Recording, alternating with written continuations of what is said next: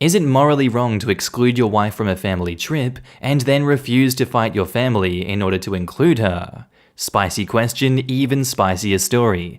G'day there guys, it's your main man Markee and welcome back to another episode of r/AmITheA. Now, if you love today's bloody good stories, I want you to sit back, relax, smack that like button, and get ready.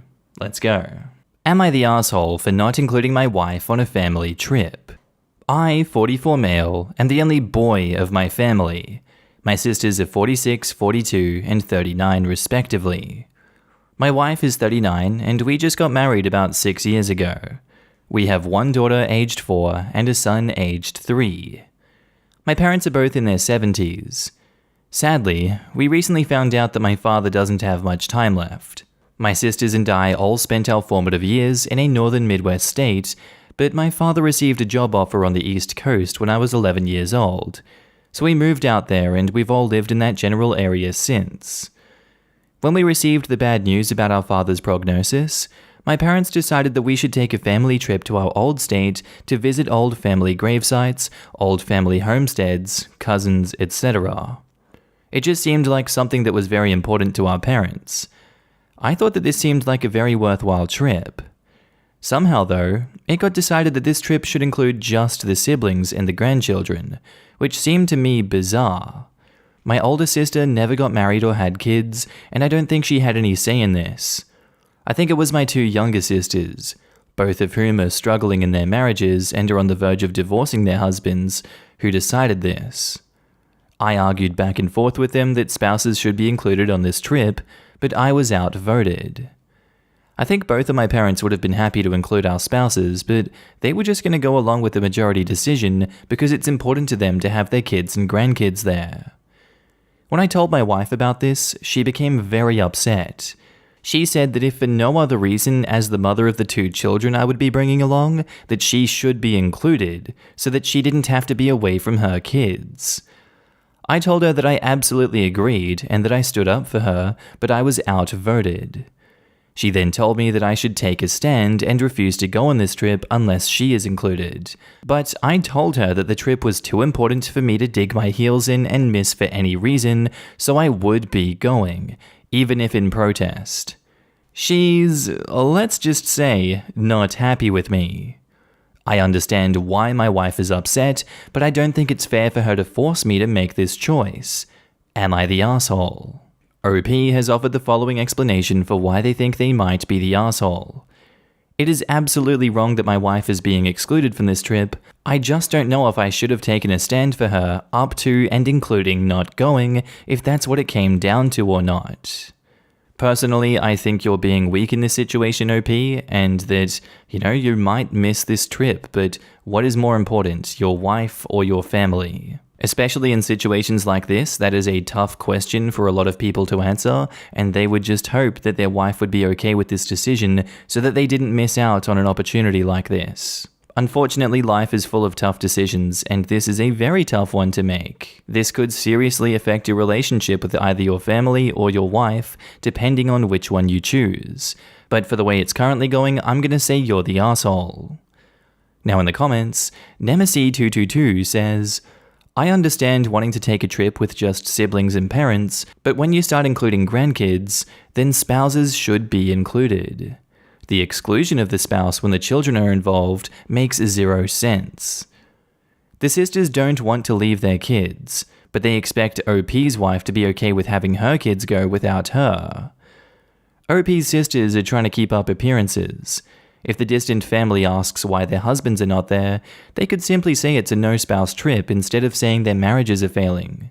If OP's wife goes, it throws a wrench in their plans and they'll look bad. They could simply say their husbands are working and aren't able to join. No need to bring OP's wife into it. Cake-eating rabbit says, this doesn't make sense. You assume your sister had no say. You assume your parents would be fine with your wife there.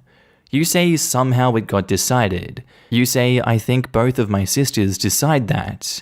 With who did you argue? How were you outvoted if you didn't know the vote of half of the family, one sister, both parents? And OP replies to that, I think my parents and older sister didn't have a strong opinion one way or the other. but that my two younger sisters were really adamant about their opinion and basically just shouted me down.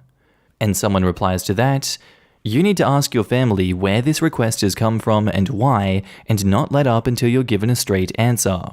It could actually be that your parents just want a last trip with your descendants, so to speak. But to speculate that it's because your sister's marriages are struggling isn't fair to them. You need to break down the damage this will do all the way down for your family. If I go on this trip without my wife, it will damage the trust in our marriage, and my wife is always going to feel like an outsider to this family, and like you all never truly liked, loved, or accepted her.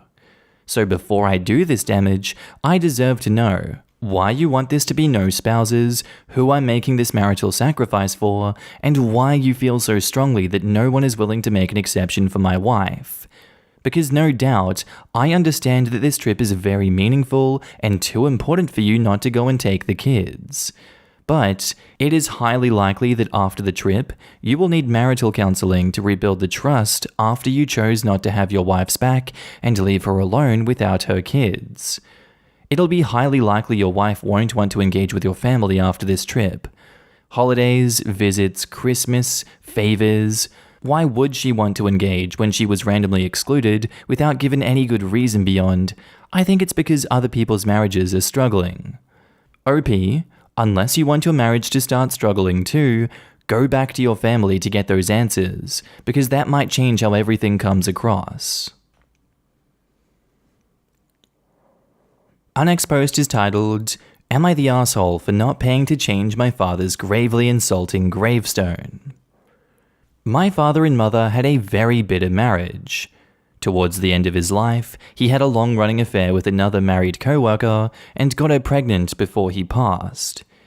He was planning to leave Mum, skip the country, and move to Canada to start a new life with her. They had a house picked out and all.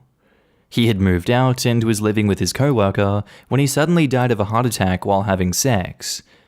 Divorce papers were never filed, no legal separation, they were in the process of moving all things legal. But on paper, they were still happily married. Now, me and my siblings are already out of home. Our youngest sibling is 19 and is in college. I work for a tech company and I'm currently back in my hometown helping my mum manage his estate. Well, my mum was hurt and petty and marked his gravestone as "in loving memory of John Doe, son, husband, father, and adulterer." My dad's family and his pregnant partner are mad and want me to fix it. I personally think it's fine. That's who he was. He was all of those things, and since it's my mum's plot, I can't do anything. Am I the asshole? Now in the comments, NatureWoman22 says, "I would die, no pun intended, if I was walking through a cemetery and saw that. Your mum is an icon, not the asshole. I hope she burns his old shirts or something. Also, while going through estate papers and talking to lawyers, ask about what rights the side piece will have in claiming money for her kid, since it was your dad's kid too, just so you're all prepared." And OP replies, "Side piece is currently 9 months pregnant, about to pop any day. My mum has lawyered up, and since my dad died interstate, according to our state laws, everything goes to mum. Mum won't leave anything for the side piece. She's going to leave it for us once she passes." Not the asshole. Quote, "And since it's my mum's plot, I can't do anything. So, it's not even your drama. Quote, "My dad's family and his pregnant partner are mad and want me to fix it. Stay out of it. Tell them to talk to your mum." And OP replies, "They want me to convince my mum to fix it. My dad's family have tried talking to her, but she has stopped taking their calls. Just say, there's nothing I can do. My mother owns the headstone and she's given you the answer, and then don't answer anymore." Not the asshole. It's a bit petty on your mother's part. Personally, I wouldn't have paid for a stone at all, but that's her business, I guess. I would have gone with the cheapest option possible. Probably cremation and mail the box of ashes to the other woman to do whatever with. And OP replies, "My mum is into Eastern philosophy and believes cremation is very ritualistic and has spiritual significance behind it. She didn't want to take part in that. She never held a funeral or a memorial though, so she didn't really spend much eventually." And someone replies to that, when my stepfather killed my mother, he died of an aneurysm 2 weeks before his trial was to start. As a result, thanks to state law, his estate, which included half of my mother's property, went to his sister as next of kin. So since I had to send half of my mother's money to her killer's sister, I had him created and shoved the box of ashes in with the rest of the estate goods in the mail. Let her deal with his remains. Petty, I know, but sometimes a person dies before real karma can kick in, so we have to make our own. Our next post is titled, Am I the asshole for telling my in-laws exactly where my husband was when I was in labor? I gave birth to my son 10 weeks ago. I went through an exhausting period while I was nearing my due date.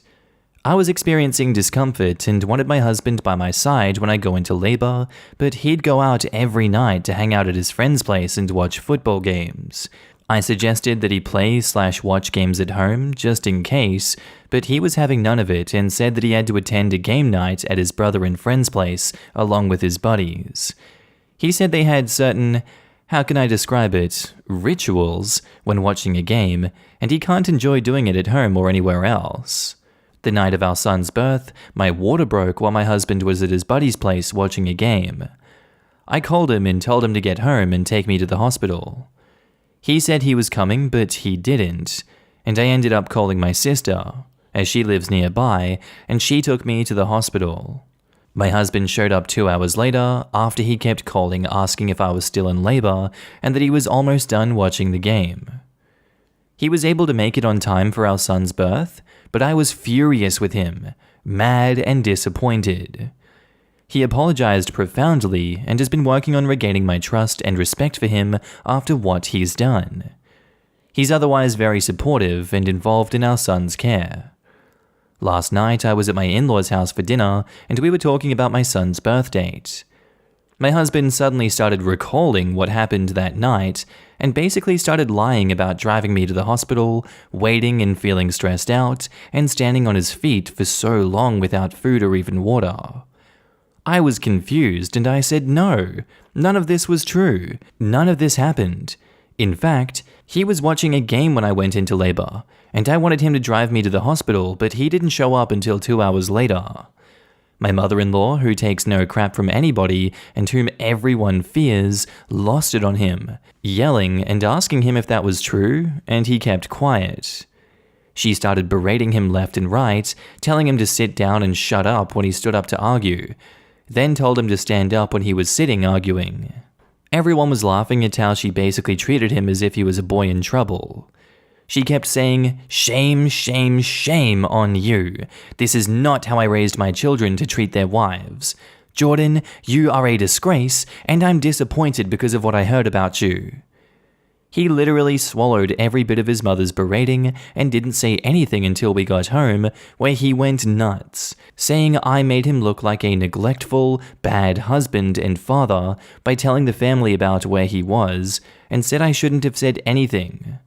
But I argued that it wasn't okay for him to lie and play hero in front of his parents. He said that I just caused a rift between him and his family and asked if I was happy now. Am I the asshole? Should I have not said anything? Edit to say that he has done similar things in the past, since he is a major enthusiast of football and hockey, but I didn't expect it to get to that. Also, this is not our first baby together. We have a 4-year-old son. Now in the comments, Are You Falcon Kidding says, Not the asshole. Your husband thought a football game was more important than you being in labor. He looked like a neglectful husband and father because he was being neglectful. If he wants people to think better of him, then he should change his behavior. Yelling at you shows that he's not sorry and would rather blame you than accept the consequences of his actions. And OP replies, Yes. Saying I caused a rift really struck a nerve in me since I love my in-laws and treat them as my own family. My mother-in-law is a stand-up woman with a big heart. She treats me as a daughter to her, and so I thought keeping her in the dark about what truly happened was not wise, especially since she always tells me to come to her for help and advice. And someone replies to that, Nah, do not cover for his bad behavior. If he doesn't want his mum to be pissed at him for acting like an asshole, he should not act like an asshole. It's that simple, really. What he did was totally wrong, and it was good that you called him out. Maybe he will think twice before behaving this way next time, not the asshole. I find it weird that he thinks that accurately describing his behavior makes him look neglectful, but he doesn't seem concerned with whether he actually is being neglectful. Excellent point. He's more focused on how he appears to others than how he really is as a husband and father. I wonder how his game-watching buddies would have reacted if he'd told them, "Oh, by the way, my wife's in labor and wanted me to be with her, but hey, I have my priorities and she's not on the list." I like to think that at least one of them would have told him to get his tail to the hospital ASAP and forget the damn game. Sippy Cup says, "Wow, just wow, not the asshole. Husband is absolutely 100% an asshole for 1, not driving his wife to the hospital when she went into labor, 2, waiting until the game was over to get to the hospital, and 3, lying about it to his family. This would honestly make me question divorce. This is bad. At the very least, marriage counseling would be a must." And OP replies to that, "His argument was that my sister's house was 15 minutes away and thought that she'd take me, then he would follow." And Sippy Cup replies, "Except that is not your sister's baby, it's his. He should have been there for you every step of the way." Edit, and he didn't just follow, he waited for the game to end before following. That is disgusting behavior for a husband and father. He also didn't say to her, "Your sister is closest, get her to grab you and I'll follow," like a normal human being would when they expect someone else to take you. He just ghosted until she had to call her sister. That's the part that gets me the most. Why wouldn't he take action? If he had done that, him finishing the game, while still a crappy thing to do, would have been a hell of a lot better than acting like he didn't give a crap. Instead, he just does nothing but call to make sure he can finish his game. He's screwed up thinking that that is acceptable when he should be with her the entire time. The whole thing was about him, not his wife, who could have even died giving birth if things went south. And our next post is titled, "Am I the asshole for drinking whiskey in the office at 10:30 in the morning?" I, 38 male, work a stressful job in finance. After years of climbing my way up the corporate ladder, I finally became a VP at my firm, which comes with its own office. I consider myself a classic kinda guy, and one of the things I admire most about the workplaces of the 1960s, think Mad Men, etc., is that the characters always had a jar of whiskey in their hands no matter what time of the day it is. Back when I worked the trading floor, it would have been uncouth to do such a thing in front of my colleagues, but I figured that no one would care about it now that I have my own office. I recently purchased some whiskey jars and a premium bottle like 500 plus, which I store openly on my desk. I work with some high-end clients and I'll always offer them a glass when we have important meetings. Unfortunately, none of them have ever accepted. So, not wanting to let the whiskey go to waste, I've started sipping on a couple of glasses myself throughout the day, sometimes as early as 10:30 a.m. That was until yesterday morning, when one of my bosses, the CTO, burst into the office unannounced and caught me sipping. He looked shocked, turned his back, and left. At this point, the bottle was about half empty, so it probably looked pretty bad to him. Although I must add that this was consumed over the course of a whole week, I was drinking slowly enough that it didn't affect my work in any way. He then sent me a long email about how I have a problem and that he's going to contact HR. In the heat of the moment, I sent him a reply telling him that maybe he needs a glass or two to lighten up. I'll admit to being the asshole for that part. I'm scheduled to speak to HR tomorrow and I'm crapping it. Reddit, am I really the asshole for sipping whiskey privately in my office? Now in the comments, Muted Kiwi says, "Yes, you're the asshole." Red, "You're the alcoholic." I'm not just an alcoholic, I'm an alcoholic who longs for the bygone times when being an alcoholic was sexy. OP, I don't think hiding your drinking is the solution that you're looking for. Anyone who thinks Don Draper is a character to emulate is an idiot, and I'm willing to bet nowhere near as attractive as Jon Hamm. OP's childish obsession is what gets me. He's nearly 40 years old and a VP, and yet he's sad that he can't LARP as some alcoholic asshole he saw in a TV show.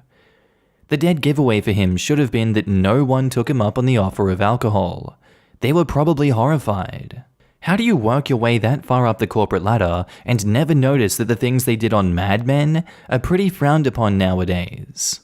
Booster Gold says, "You're the asshole. Not only are you unprofessional, but that email response is going to put a great deal of fuel on the fire. In my experience, this is just not a common thing and is actively looked down upon today, if not outright restricted. Even as innocently as you think it is and as you present it, drinking alone at 10 AM on the job smacks of alcoholism.